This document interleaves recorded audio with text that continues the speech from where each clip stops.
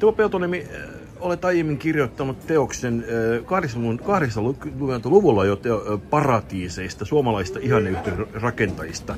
Nyt on vihdoin tullut täydennetty painos teoksesta Paratiisia rakentamassa suomalaisten utopiayhteisön historiaa. Mitä uutta ja jännää olet löytänyt näiden vuosikymmenten aikana, kun edellinen teoskin oli jo aikamoinen koonti, monipuolinen koonti näistä ihanneyhteisöistä? Uudessa kirjassa on nyt 2 suomalaista utopiayhteisöä lisää. Ja mä luulen, että nyt on kyllä kaikki sitten kansissa. Ja tuo kirja on tuplasti paksumpi kuin edellinen, että kaikista näistä uudista, mitä on aikaisemminkin ollut, niin niistä on tullut uutta tietoa muiden tutkijoiden, ja itse olen kerännyt sitten niistä ja tehnyt myöskin lisää haastatteluita. Että sen takia tämä on aika paksu, vaikkakin kustantaja kyllä ystävällisesti karsi siitä aika monta sivua.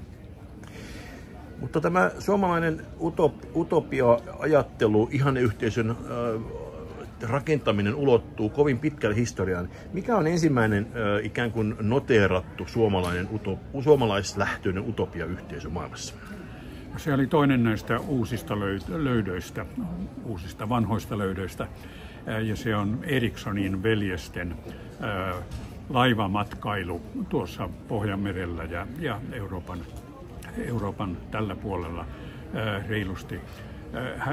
Hän, tai oikeastaan he, koska se oli veljekset, jotka olivat radikaalipietistejä, eivät hyväksyneet olemassa olevaa kirkkoa, luterilaista kirkkoa, vaan pitivät sitä saatanan paikkana, kieltäytyivät käymästä siellä ja kaikin tavoin sitten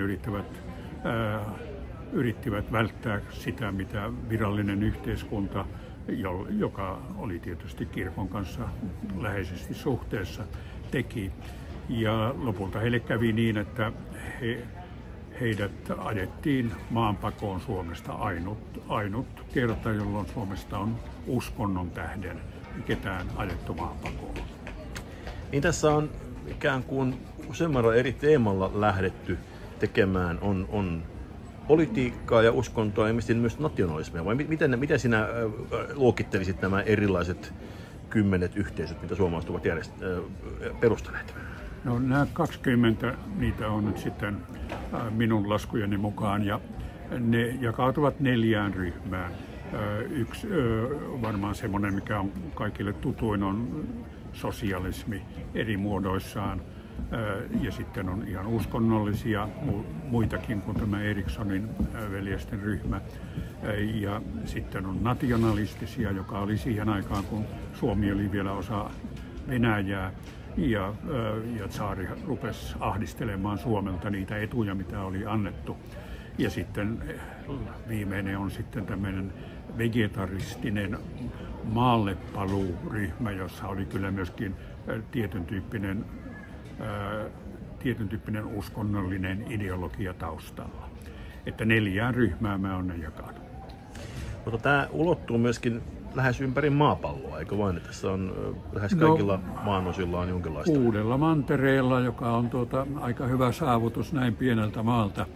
Ja tässähän on myöskin se kiinnostava piirre, että nyt kun olen vielä ruvennut tutkimaan sitten Skandinaavien utopiayhteisöjä niin, että pystyn kirjoittamaan Pohjoismaiden utopioista, niin niitä on ollut paljon vähemmän, vaikka lasketaan mukaan tai nekin, jotka on ollut Suomen ja Ruotsin kanssa yhteisiä, niin kymmenkunta on sitten kaikki muut Pohjoismaat saaneet yhteensä. Ja tämä on minusta aika kiinnostava kysymys, jota en ole pystynyt kokonaan itse ratkaisemaan, vaikka olen kysynyt, että miksi suomalaisilla tämä utopia-yhteisöjen himo, rakentamishimo on ollut niin paljon yleisempää kuin muilla Pohjoismailla. Kun ajattelee siirtolaisuuden laajuutta ja väkilukuja, niin Suomi on ihan eri kohdalla kuin mitä Ruotsi, Norja, Tanska, Islanti ovat. Mutta täällä on tosiaan Vladivostokia ja on Brasiliaa ja Paraguay, eikö se ole Paraguay ja Argentiinan ja Uruguayn vai mikä se oli? Ne oli kaksi erillistä. Joo, se oli yksi paikka sielläkin. Joo. Ja sitten on Australia ja Kanada. Kanada varmaan on se kaikkien suosituin, jossa allekirjoittanutkin on käynyt Sointula. Käsittääkseni vuonna 1979, jos oikein muistan jostain lukeneena kuulleeni, on jo ensimmäinen Sointula käyntisi. Minkälaisia, oliko silloin vielä kuinka paljon suomen kielen puhuvia sointulalaisia? No kyllä jonkun verran oli, että mähän olin silloin freelance-radiotoimittaja Kanadassa ja Yhdysvalloissa ja halusin käydä tekemässä Sointulasta, koska siihen aikaan ainakin niin Suomessa kuin Kanadassakin Sointulan nimi oli tuttu.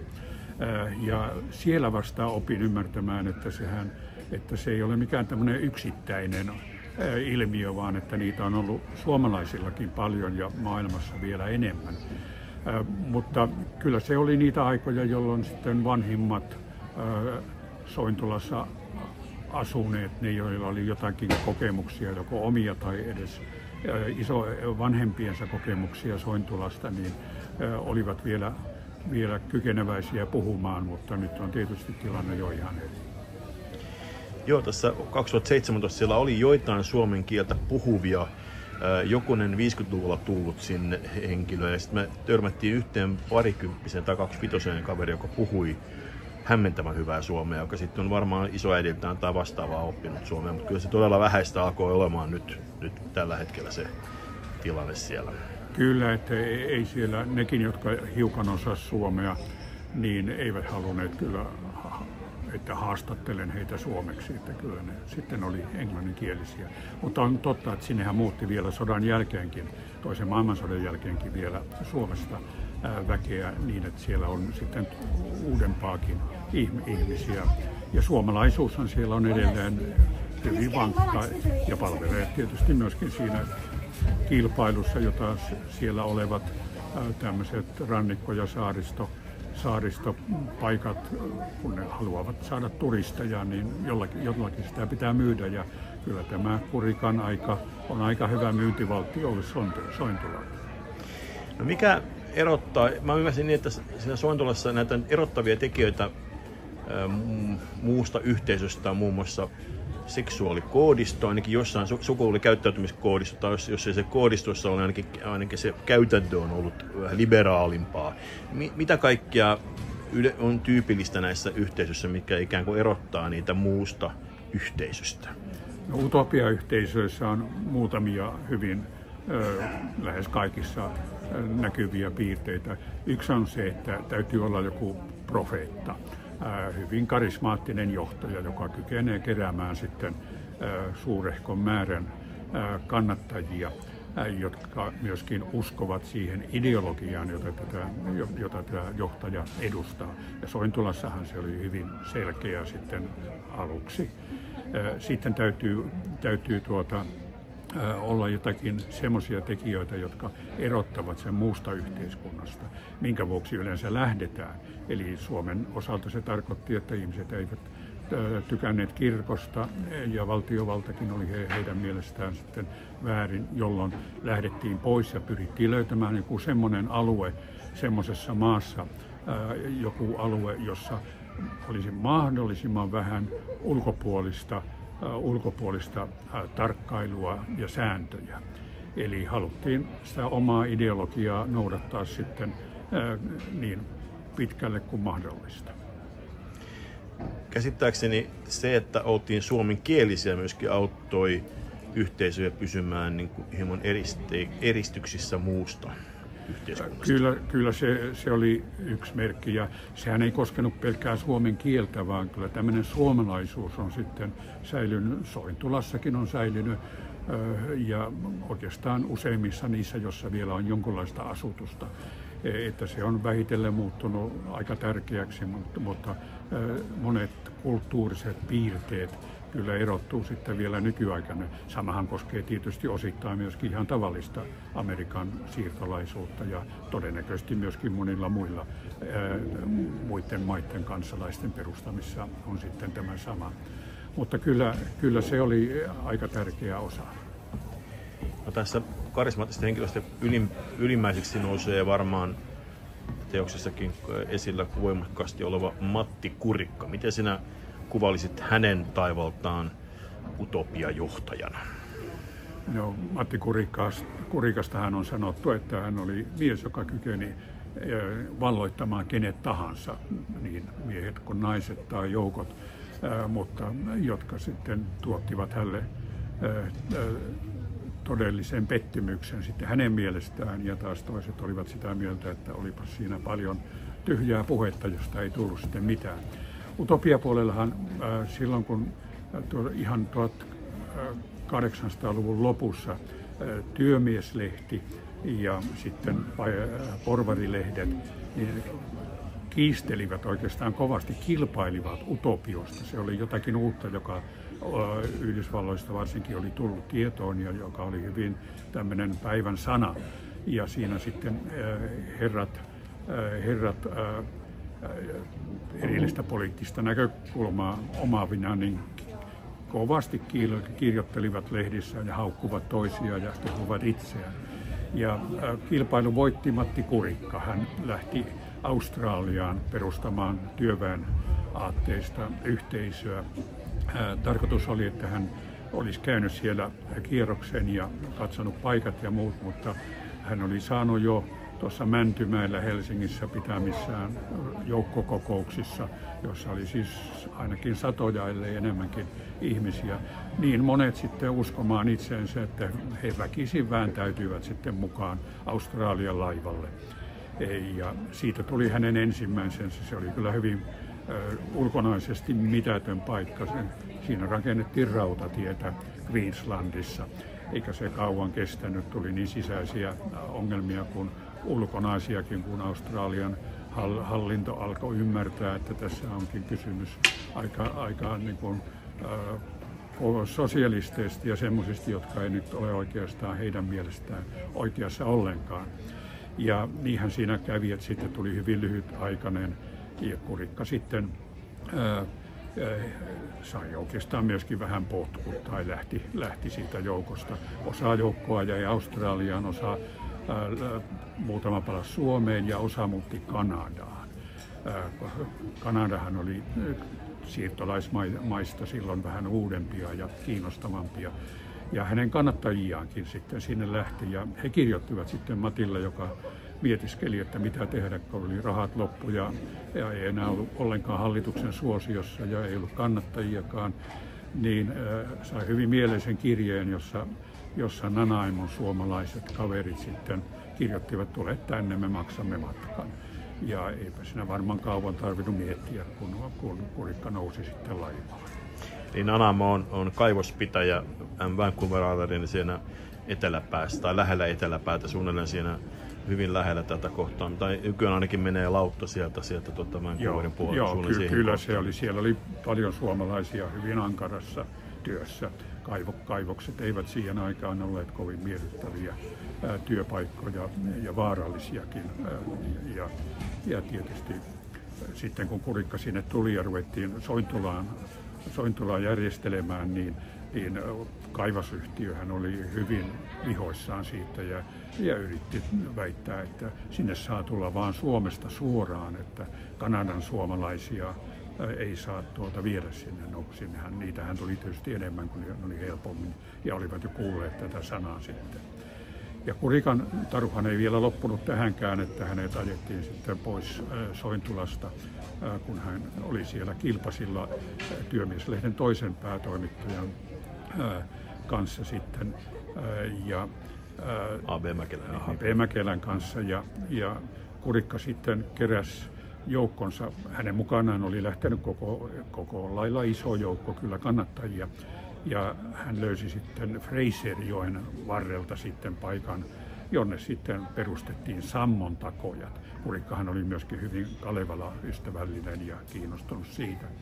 Ja siellä yksi talvi sitten värjöteltiin ja yritettiin tukkeja kaataa myöhemmin joen vietäväksi, mutta Kurikka joutui sieltäkin lähtemään. Hän lähti keräämään rahaa, mutta se tarkoitti kyllä myös käytännössä sitten, että ei hän ollut takaisin tulossakaan.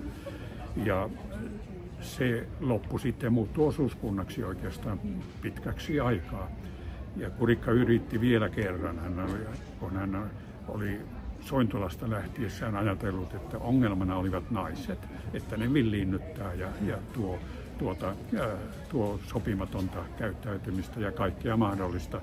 Ja siksi hän perusti sinne Samontakojiin, sinne sai tulla vain miehiä. No, mutta kun sekin meni nurin, niin hän sanoi, että kyllä hän oikeassa oli, mutta hän sanoi vaan väärinpäin, että naiset pystyy tekemään semmoisen utopiayhteisön, joka pysyy pystyssä. Hän sai yhden kannattajan, joka taisi olla hänen sihteerinsä tai läheinen muuten, mutta siihenpä se sitten loppui. Ja se oli Kurikan utopioiden loppu. Hänhän vielä Suomessa sitten oli poliittisissa tehtävissä ja niissäkään ei mennyt kovin hyvin. Että Kurikka oli siis erittäin viisas, tietävä, kykeneväinen ja karismaattinen ja kaikkea, mutta jostakin syystä ne, mitä hän aloitti, eivät sitten menneet loppuun sillä tavalla, kun hän oli toivonut. Muistanko oikein, että kun hän oli Sammontakoille puhekeikalla hakemassa Suomesta rahaa, niin sillä reissulla hän sitten A. viivähti ja B. meni naimisiin, ja tämä tieto tuli sitten näille naisten puutteessa oleville miehille suomalaisten ikään kuin työväenlehtien kautta. Onko tämä vai onko muistikuvani oikea? Niin, Kurikkahan oli 2 kertaa naimisissa. Ensimmäinen vaimo oli muistaakseni näyttelijä ja pysyi siellä, ja Kurikka sitten otti uuden vaimon, jonka kanssa sitten tosiaan oltiin. Ei hänellä naisia vastaan mitään ollut, jo monien mielestä varmaan ihan päinvastoin, ja toisethan ovat halunneet ymmärtääkin, että kun Kurikalla oli näitä uusia niin kuin seksuaaliasioihin liittyviä ajatuksia, joita hän Aikalehdessä sitten kirjoitti, että ajateltiin, hän oli kyllä heidän joidenkin mielestä se, joka hajotti utopian ja joutui senkin tähden lähtemään sieltä. Muistatko oikein, että nimenomaan tämä A.B. Mäkelä hermostui siitä, että hänen vaimonsa emansipoitui kovasti ja oli sitä mieltä, että niitä miehiä ei voi olla eri tarpeisiin, että tavallaan ikään kuin se olikin pikemminkin niin päin, että kun tässä kuvittelee ensin, että vapaa seksi tarkoittaa sitä, että miehillä on vapaa seksi, niin se olikin tämä naisten emansipoituminen, joka ainakin osassa näistä herroista herätti pahaa verta. No kyllä, nimenomaan Mäkelähän kuvitteli, että Kurikka myöskin oli tekemissä hänen vaimonsa kanssa. Se ilmeisestikään ei ollut totta, mutta kyllähän Mäkelä tietysti varmaan heijasti aika monen sointulalaisen utopistin ajatuksia, kun hän totesi, että Kurikalla on nyt halu siihen, että naisilla olisi 2 miestä, että toinen olisi hoita seksipuolen ja toinen sitten tämän toimeentulon, ja se ei varmaan ollut kovin mieluinen ehdotus monellekaan siellä olevalle. Onko tämä, muistaakseni, tämä ei suinkaan ainoa ihan yhteys, jos tämä seksuaalikäyttäytyminen jollain tavalla poikkesi normista. Ainakin tuolla Etelä-Amerikassa oli käsittääkseni ainakin vähintään naturismia siinä vegetarismin yhteydessä, mutta oliko siellä myös siellä tai muissa paikoissa tämä mielenkiintoinen seksi, tässä huomaa, että minä yritän tentaa lisää seksistä, niin onko siellä muissakin yhteisöissä havaittu tämmöistä jotain perinteisen suomalaisen yhteiskunnan niin kuin vapauttamaa, siitä vapautunutta käyttäytymistä? Niin, tropikin siirtokunnissahan, varsinkin Uuskallion Penedossa Brasiliassa, niin nudismi oli yksi tavoite. Siinä toki on eri asia kuin seksuaalikäyttäytyminen. Siinä ei monta viikkoa varmaan tarvittu, kun huomattiin, että aurinko on liian kuumaa ja se ei onnistu. Mutta sen sijaan näissä klassisissa vanhoissa utopiayhteisöissä, Oneida, joka oli New Yorkin osavaltiossa, niin siellä oli erittäin monenlaisia kokeiluja seksuaalisuuden ja avioliittojen osalta. Ja todennäköisesti sieltä myöskin Kurikka oli jonkun verran näitä aatteitaan ammentanut. Se on jäänyt ehkä historiaan kyllä kaikkein pisimmälle menevässä. No, toisaalta tietysti paljon myöhemmin on sitten ollut yhteisöjä, joista ehkä voi käyttää sanaa utopiayhteisö, jossa on myöskin tätä vapaata rakkautta ja erinkokoisia suhteita kyllä varsinkin Yhdysvalloissa kokeiltu, ettei se nyt sitten kokonaan nekään kokeilut ole vielä loppuneet.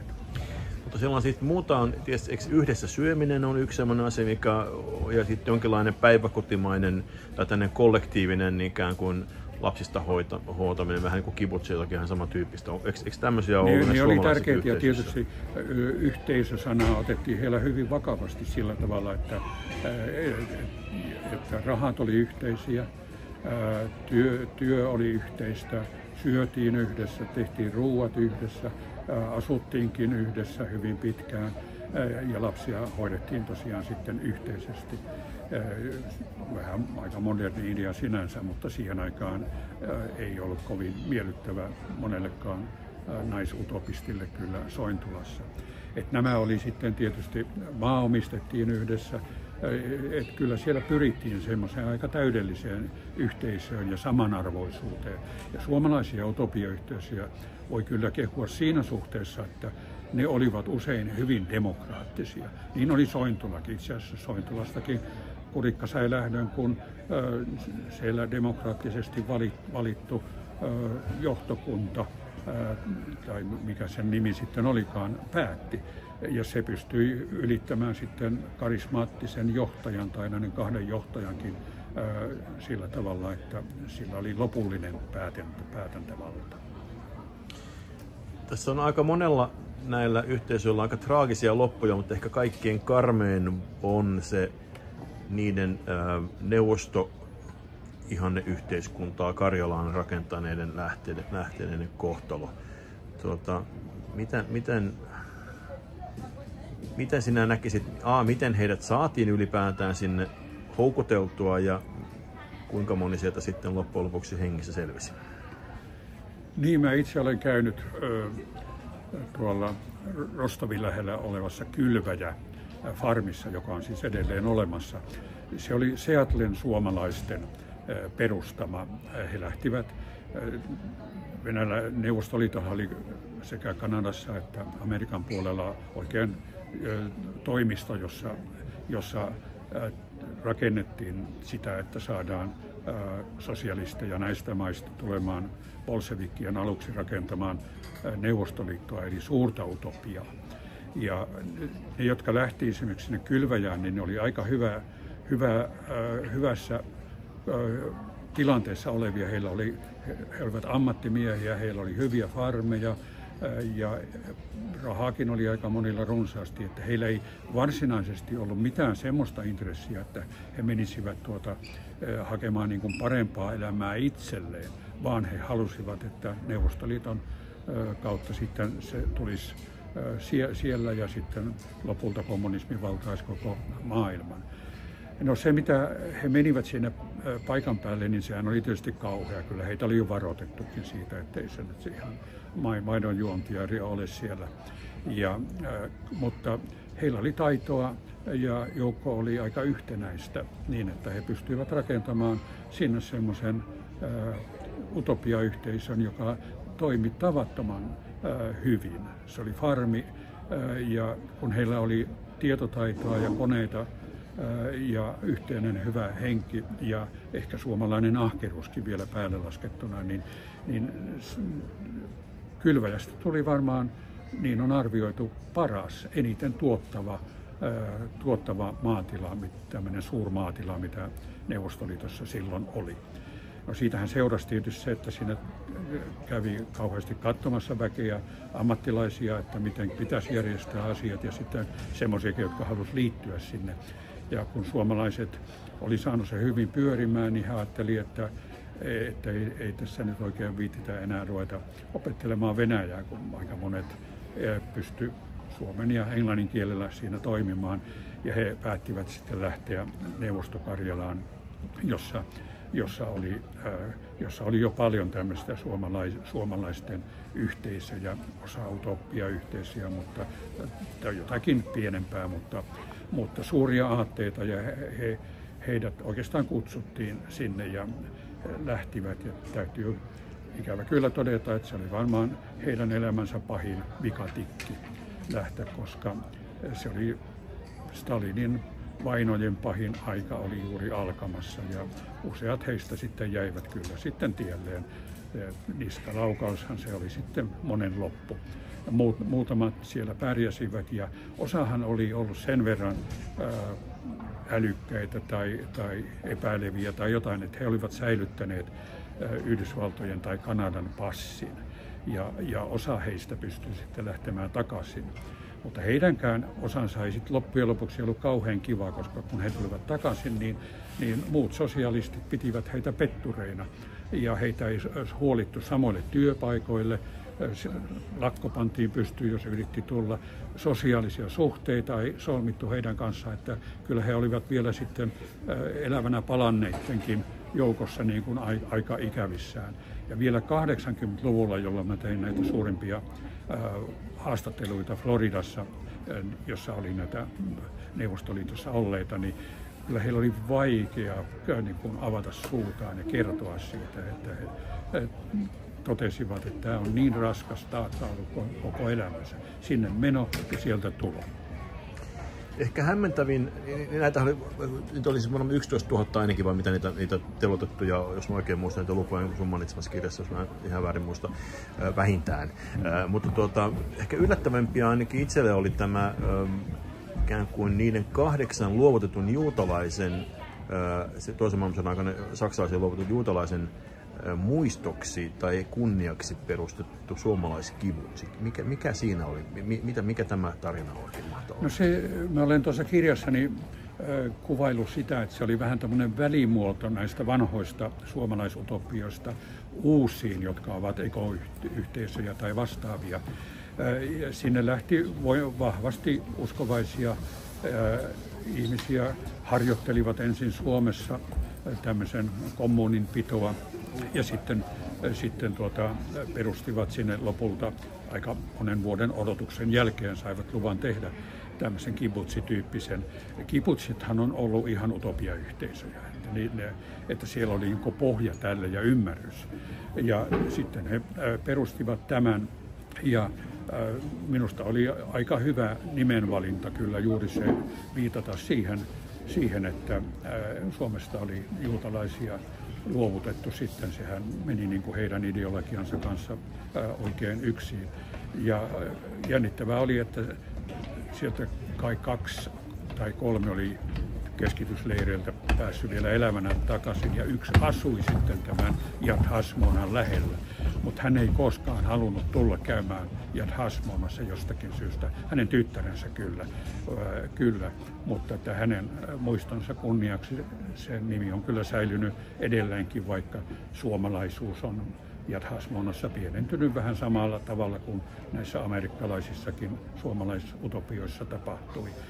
Suomalaisuutta myydään sielläkin ja siellä käy suomalaisia, mutta johto on siirtynyt suomalaisilta sitten israelilaisille ja samalla kibbutsin rakenne on muuttunut samaan suuntaan kuin muidenkin kibbutsien Israelissa, että ne eivät ole enää yhtä yhteisöllisiä, vaan yksilöllistäkin asumista ja työntekoa tämän utopia-yhteisön ulkopuolella sallitaan. Jos nyt joku kirjasi lukija haluaa ehdottomasti perustaa oman ihanneyhteisön, tässä kirjassa on tietysti paljon opetuksia siitä, mitä ei kannata tehdä. Muun muassa mainitsit, että sinne Neuvostokarjalaan meni ammattitaitoisia toisin kuin Sointulaan, jossa taisi olla enemmän soittotaitoisia kuin maanviljelystaitoisia ihmisiä. Minkälaisen muistilistan sinä haluaisit tähän loppuun nyt antaa sellaisille, suomalaisille, joka nyt luettuaan tämän teoksen innostui siitä, että minäkin haluan perustaa kenties jonnekin eksoottisen paikkaan uuden oman suomalaisen ihanneyhteisön. Mitä tulisi välttää ja mitä oppia näiltä, mitä hyviä opetuksia näillä suomalaisilla yhteisöillä voisi olla tulevalle ihanneyhteisön perustajalla? No ensinnäkin nythän maailma on globaali. Että enää semmoisia paikkoja, jonne voisi mennä ihan omaa ryhmän elämäntapaa pitämään, ei oikeastaan enää ole. Ja siksihän nämä uudemmat utopiat, joita amerikkalaiset kutsuu intentional communities, eli suunnitellut tavoitteelliset yhteisöt, niin niitähän on nyt jo tuhansittain maailmalla, Yhdysvalloissa tuhatkunta ja Euroopassa satoja ja Suomessakin muutamia kymmeniä. Että silloin kannattaa ruveta ajattelemaan semmoisen perustamista, koska siinä samalla tulee vähän helpommaksi, koska ne useimmiten perustetaan omaan kotimaahan, eikä tarvitse niin kuin ottaa sitä eksoottista, mutta hyvin vaivalloista ja usein niin kuin loputonta työntekoa, jota on jossakin muualla. Että tämmöisten perustamiseen mulla on kyllä myönteinen näkemys niistä, koska niiden nehän tietysti tällä hetkellä korostavat ekoyhteisöjä ja ekologiaa ja ilmastonmuutoksen kanssa taistelua ja näin. Ja sen lisäksi niillä on se yksi hyvä puoli, joka on vanhoissakin, eli mennään maalle. Ja nyt kun kaupungistuminen on näin suurta ja myöskin maahanmuuttajat pyrkii tulemaan sitten Helsinkiin ja muihin suurempiin paikkoihin, niin ne olisivat minusta erinomaisia alustoja kyllä sille yhteisöydelle, jossa myöskin niin kuin monikulttuurisuutta ja maahanmuuttajia voisi olla. Ja siellä sitten oppia elämään suomalaisella tavalla ja samalla saataisiin pikkusen takaisin eloa sitten maaseudulle. Niin nythän on Ilmari Kianon tämmöinen juhlavuosi, niin hänellä oli oma pieni ihanneyhteisönsä siellä omien niin sanottujen sihteeriensä kanssa. Vähän kurikkalainen pienen yhteisön oma ihanneyhteisö. Voisiko kenties ajatella, että Suomussalmi voisi olla tällainen potentiaalinen uusi suomalainen ihanneyhteisön keskus? Kyllä varmaan, että mitä kauempana, mitä sitä parempi, jos kuitenkin liikenneyhteydet on olemassa, niin että terve menoa semmoisiin sitten vaan niille. Mutta täytyy muistaa, että karismaa täytyy sitten löytyä, että ihan joka mies ei näitä tai nainen taida saada, kyllä pystyy, mutta jos ahkerasti harjoittelee, niin siitähän se tulee. Eli nyt tämä teos, voitko panna tuohon näytille, että tässä katsotkin näkee, tämä teos on nyt siis kaupoissa ja tätä lukemalla voi sitten saada perusoppimäärä siitä, mitä kenties oma ihanneyhteisö pitää sisällään. Ja jos ei siihen uskallus riitä, niin vähintään ainakin huikeaa tarinaa vuosisataista suomalaisista unelmista. Teuvo Peltoniemi, lämmin kiitos. Kiitos.